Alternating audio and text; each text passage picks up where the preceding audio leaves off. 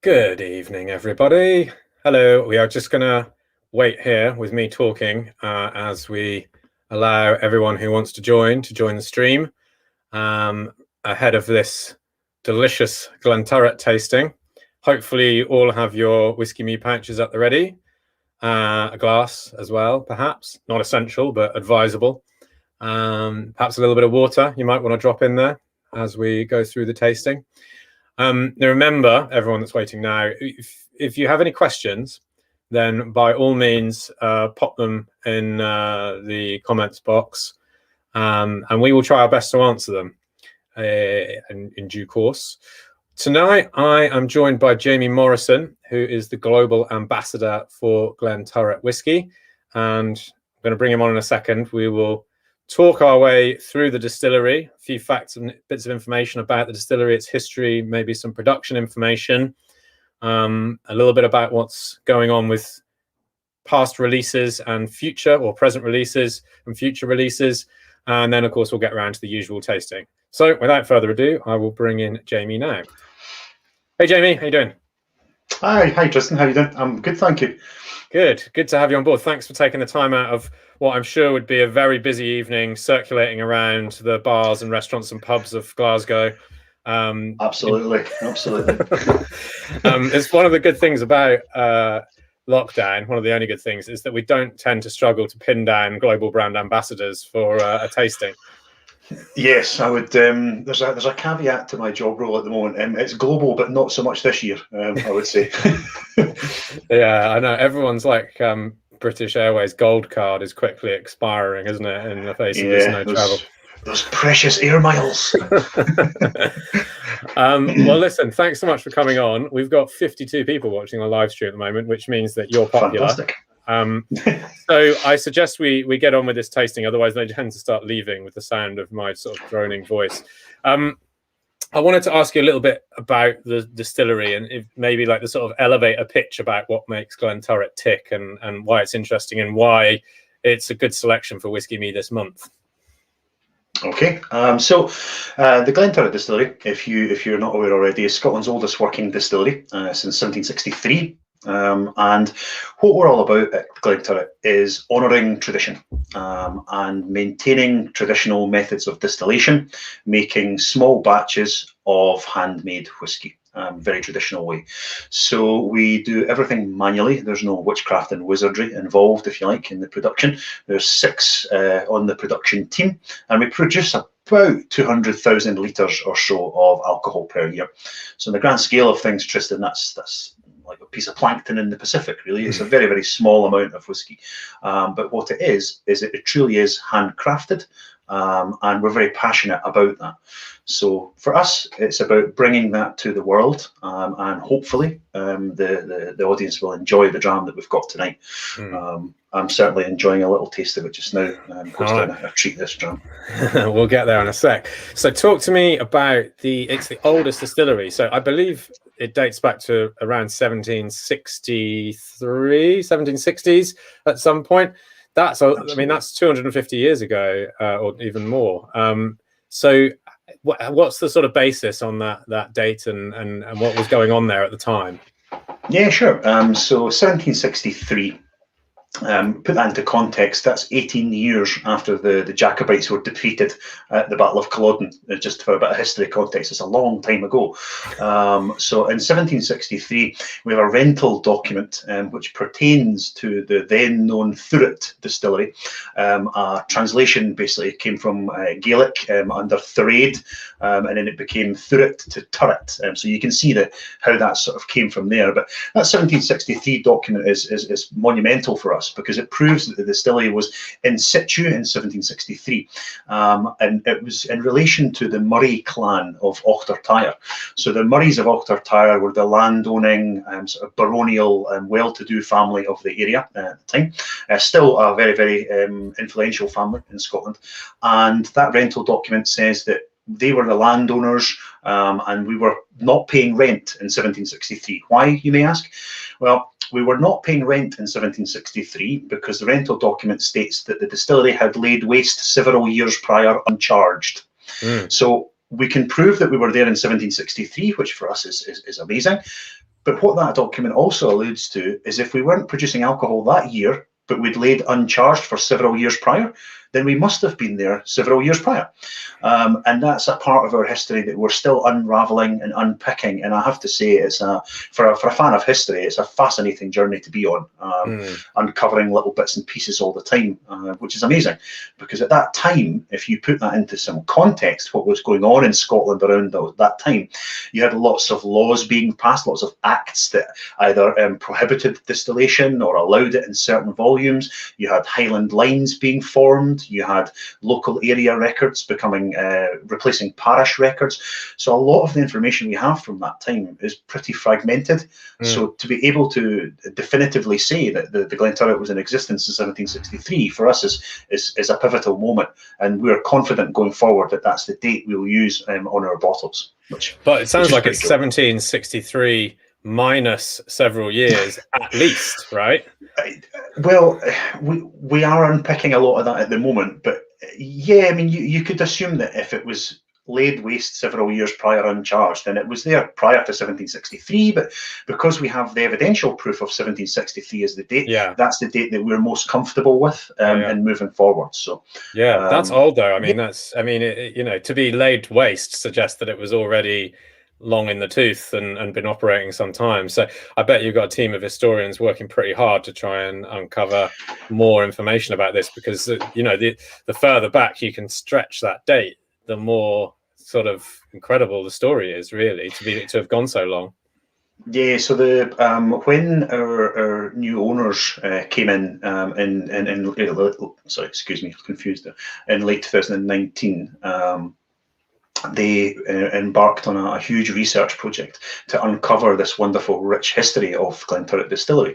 And that was part of their attraction. They recognised that it had all this provenance that we knew some things about, but we didn't really know an awful lot about.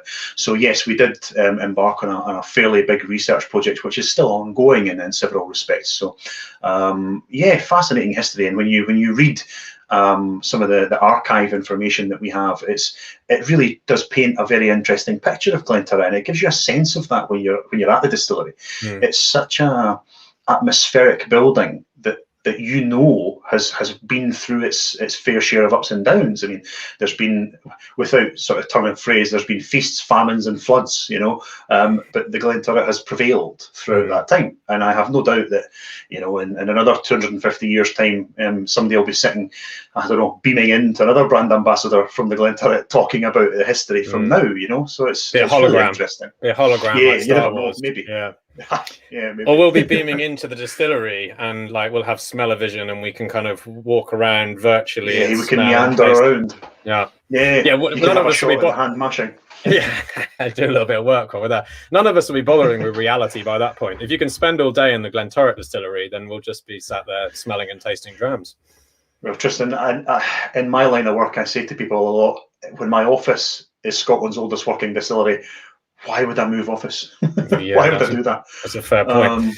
So a little bit about the history. That's great. You mentioned that it's a very small production, really, in the grand scheme of things, compared to other distilleries. It's one of the smallest, and handcrafted. But how would you kind of encapsulate the style of whiskey that Glenturret produces?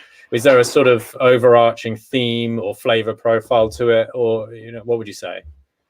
So the way that we produce our spirit, just to add there, that the small spirit production number I gave a little while ago, that's split between producing peated spirit and unpeated spirit. So we're in quite a unique position to be producing two different distinct styles of spirit through the same set of stills.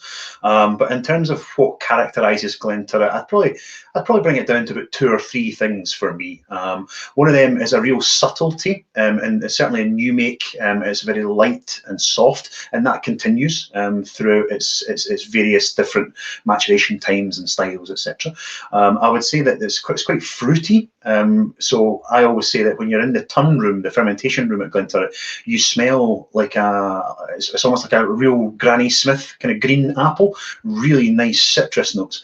And due to the fact that we perform what am I trying to say? We perform purposefully slow distillation at Glenturret. We manage to keep those characters that are coming from the esters and the fermentation. We keep that all the way through. So very light, a little bit of fruity character, and a wee bit of sweetness coming through. Sometimes toffee, kind of caramel, but delicate, I would say, is a good way to describe the Glenturret. And needless to say, you use a mixture of casks, since we're obviously tasting Sherry Edition here, and presumably you have bourbon casks as well. Is there all sorts of different wine casks and things in the cellars, or? So when again, when the new owners came in, we inherited round about 1 million litres of maturing stock of whiskies from our previous owners. Now, you think 1 million litres is a lot, and when you say 1 million, people go, "Oh, that's a lot." It's not really. It's about 5,500 casks, 5,500 to 6,000 casks. Most people probably think about like putting it in the context of what could I drink in a day, and then they're like 1 million litres. Okay, so that's 1 million days. So that's a lot of alcohol. Yeah, it's quite a lot. But and then in respect to your initial point, Tristan, sorry, I go off on tangents occasionally. We are being quite explorative in our approach to casks. Our new owners have a lot of experience in high-end wine production, so therefore we may well tap into that as a resource and look to use some of that in the future. We have laid down some different styles of casks in the past few years, but we always look to don't pigeon ourselves into a certain use of type of cask. Let's see what works best with the spirit. Because ultimately that's what we want to concentrate on, is that distillery character and showing that in its best possible light. Yeah, absolutely. Cool. Right, I'll tell you what, I've not tasted it this time. Of course, I've tasted it before, because you guys very kindly sent me a few different ways. I must say, I really, from this particular range, which I know that you're phasing out, the peated was really good as well.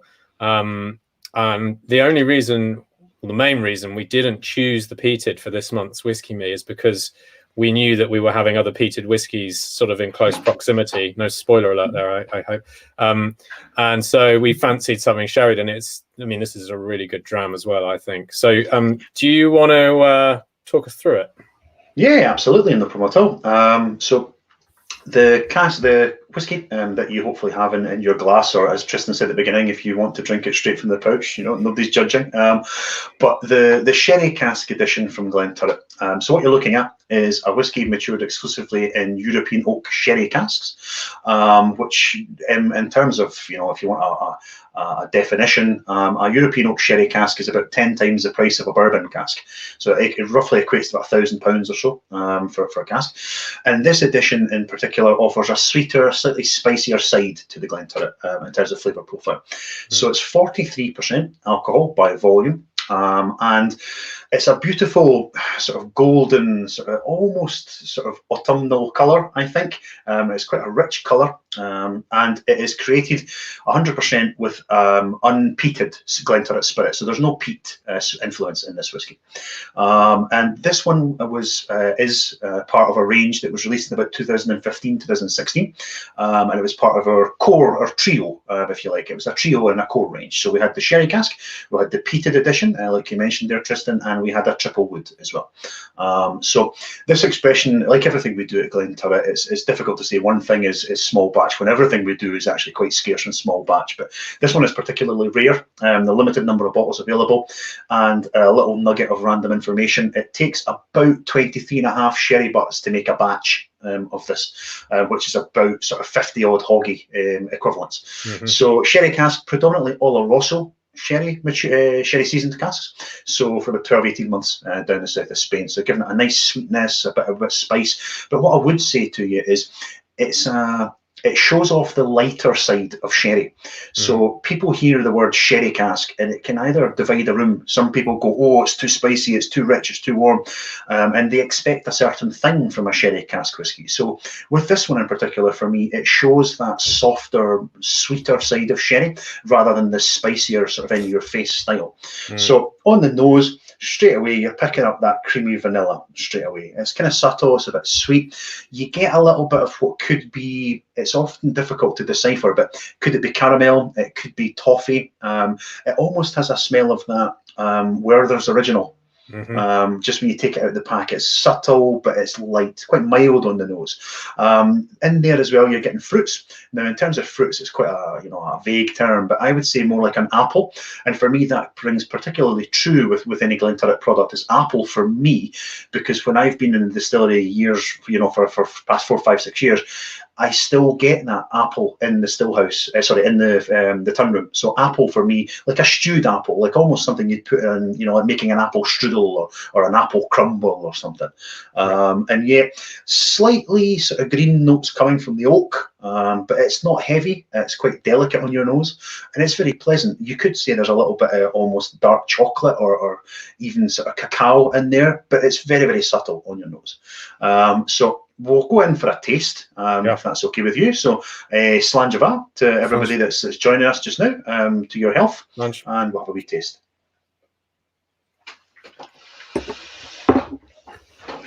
You mentioned mostly Oloroso, so what other sherry casks are in there as well? Sorry, what I meant to say is that it's mainly Oloroso. It's hard to say with this one in particular, because most at this time point, most of the casks we would have brought in would have been Oloroso seasoned. There may be the odd other one in there, but it's mainly Oloroso that's in there.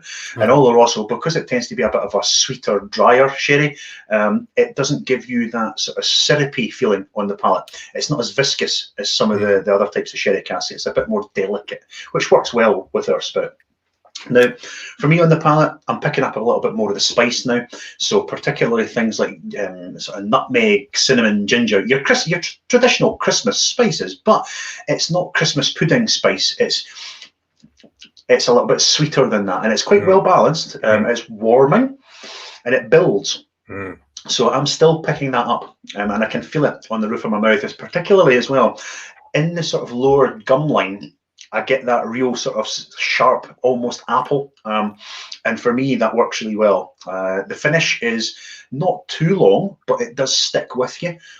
It's not one that's just going, and it does sort of have a relative amount of astringency on the back. It's not too drying, but for me, it is a whiskey that can be sipped and enjoyed over a wee while in your house, if you like. It's not I don't really like using this phrase, Tristan, but it's not what I would describe as a sherry bomb, right? We all know whiskies that will go wow, and yeah, there's absolutely a time and a place for them. I completely agree.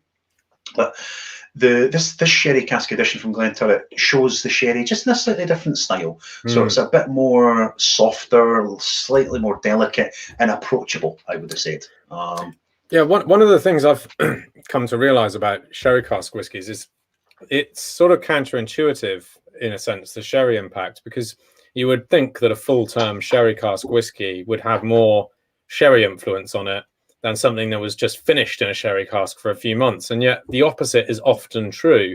You take a relatively young whiskey and pop it in a sherry cask for 6 months or a year for finishing, and it can sometimes take on, but it basically just tastes like someone's dropped sherry in the whiskey. Whereas this full-term Oloroso cask is balanced. There's a bit of fruitiness to it, but there's spice and there's wood characteristics in there as well. It's not dominated by sherry character. Yeah, and I think you're absolutely correct in what you're saying, that it is all about balance, and that's something that we really place a high importance on. We want to be able to work with the spirit and not against it. And in terms of your point there, I quite agree again that obviously with the different things that are going on in maturation, your subtractives, your additives, and your time element, finishing can often not quite have the desired effect. It just depends how good the cask is and what's been used to season it for how long before, and everything, the heart of what you do, you have to be thinking of, well, what's your spirit characteristic? Because if your spirit characteristic's not going to work well in that type of cask, then you could almost be said to be defeating the purpose, as you quite rightly said. But yeah, exactly. Right, if anyone's got any questions, stick them up, because we've got Jamie here now, and now's the best chance. We've got one from Simon. Who's the new owners of Glenturret? Who's the new owners? Okay. So our new owners we now belong in the Lalique group, and where it was a joint venture led by Mr. Silvio Dens, who is a major shareholder in La Lique, and a private investor known as Mr. Hans-Jörg Wyss. So those two individuals showed a great interest in Glenturret, its history, its heritage, and the whisky it created. So they are our new owners. We're part of the La Lique group with a private investor as well, which is really a great place to be for the Glenturret, because dare I say that it perhaps wasn't always given its opportunity to shine as it could do.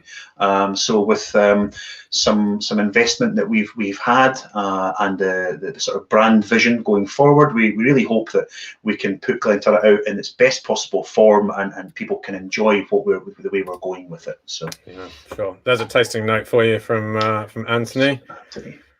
Smooth, lightly peppery, dry sherry, not a very long finish, but nevertheless delicious. I think that probably summarises it quite nicely, actually. I think I'll just take my tie off now, Anthony. Yeah, it's a great taste and not good. I'm glad you're enjoying it. I've got a question for you, or a line of conversation that I want to go down. Talk to me about cats, because the distillery's got a long history of cats, right? Yes, I think it's a given in many ways, and throughout history, that distilleries have had cats. We've had numerous cats over the distillery's lifetime, the most famous of which was Towser the Mouser. So Towser in her lifetime, this is a number, Tristan, that I go to bed repeating. It's ingrained in my brain. It's 24,899 mice she ate in her lifetime. And I hope I get that right. In case any of my colleagues are watching, I'll get ripped for that. But yes, what happened was the stillman noticed a lot of mice tails lying around, and thought, can't have eaten that many mice, surely. And they started to have a bit of a chortle and a bit of a laugh about it. And some reason the local press got hold of it. And then one day Guinness World Records got involved, and they said, are you serious? And apparently at the time they went, yeah, come and check for yourself. So they did. And they averaged the tails over a month. And from that, they extrapolated that during her lifetime, she ate between 6 and 7 mice a day. Now, she lived until she was 24. Which obviously the whiskey and the milk helped that. Please, that was a joke. No animal cruelty was involved. And the mice, right? I mean, obviously, the whole mouse and cat thing is no joke. That's obviously a pretty good diet for a cat. Yeah, absolutely. I mean, the thing is, right, when you think about it, Tristan, it makes sense, because mouse wants to eat the barley, cat wants to eat the mouse. Problem solved. Yeah. Right, really. And I have heard it on good authority that Towser, although she was a very good mouser, she was absolutely a very crabbit cat. So if you went anywhere near her, she would kind of meow at you. But we do have 2 more cats now, 2 new, well, 2, I say that, they're about 3 or 4 now. One's called Glen and one's called Turret. So that was an agonising 32-second decision. Easy to remember. Yeah, but one other thing to add to that, actually, is we've not always had cats. In 1905, 1906, we had a dog. And that dog was called Fly, and I have advocated until nobody is listening that we should get another distillery dog, but nobody wants to get a distillery dog, so there we are. I'm waiting for a Glenturret release that sort of celebrates one of these many animals, or indeed all of the dead mice. I'm not sure that one would be well received, Tristan, but you never know. We could put it into the marketing plan. How about that? We've had we did a series of single cask releases over the past sort of 2 to 3 to 4 years, and they were able to be bottled by the customer in the shop if they liked.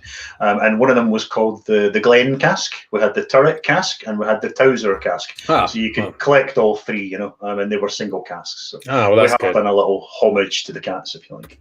Cool. Another question from Phil. Like to try a higher ABV. Anything in the current range that would tick that box? I mean, perhaps there is, but there's also sort of new whiskies released end of last year that you should probably talk about as well. Absolutely. So, Phil, thank you for your question. So when we released a new range of whiskies created by Mr. Bob Dalgarno, our whiskey maker, in September of last year. And that range encompasses a triple wood, a non-age statement triple wood. We've got a 10-year-old peat smoked edition. We have a 12-year-old and a 15-year-old. And Those four whiskies would be what would we term as the core range of Glenturret going forward. The 2020 maiden release, so the first release, if you like. And then we have an extremely scarce range, which is the 25-year-old, of which there's only 204 bottles in the world. And we've got a 30-year-old, and there was 750 of them. We've subsequently released an absolutely stunning collaboration with the craftsmen at Lalique in the appearance of a Lalique crystal decanter, which is a stunning. It's absolutely unbelievable when you look at it. It's very nervous when you're holding it though, but it's a stunning piece of architecture with a beautiful whiskey in. In terms of alcohol strengths, the new range, the triple wood is a 43%, the 10-year-old peat smoke is 50%, the 12-year-old is 46, and the 15-year-old is 55. Now they're all natural colour in the range, and the only one that's chill filtered is the triple wood due to its strength. Otherwise, they're all non-chill filtered as well. Nice. So something for you to look at. Yeah, so there's a few higher strength ones there as well. So how much is the 15-year-old retailing for roughly? So the 15-year-old, in terms of, you can buy it through our website, it retails £110, I believe, for the 15-year-old. That, I'm sure that's 110, but it might be slightly out either way, but it's round about £110. Right. And the triple wood is just under £50. The 10-year-old peat smoke is just over 50. The 12-year-old is around about £60 mark. Nice. And yeah, so far the new range has been really very well positively received, and we're enjoying the fact. I mean, for any distillery, the proof is in whether the person in the wider world is enjoying the drams. And for us, it's really been great, the reception we've had to the whiskey, and we hope that people are sort of resonating with our sort of provenance and passion for it, you know. Cool. A couple more questions about wine influence being a potential future. Is there anything on the horizon? I mean, distillery only bottlings, maybe things like that. It would work where you get a wine cask finish, that sort of stuff. So again, there is a lot of cask exploration going on. That's without giving the complete ball away, if you like. I can't go into too much detail on future projects because we obviously want to make sure we release things when they're at their best potential, and we have to monitor and see how things go. And you know, wine casks could be something that's in our future. It would make sense considering our relationship with the wine industry through our owners. But that's not the only thing that we are looking to explore. You know. We might look at changing fermentation times and seeing the effect, or you know, the good thing about Glenturret is that one of the main sort of benefits of having such a small production is it makes us quite nimble.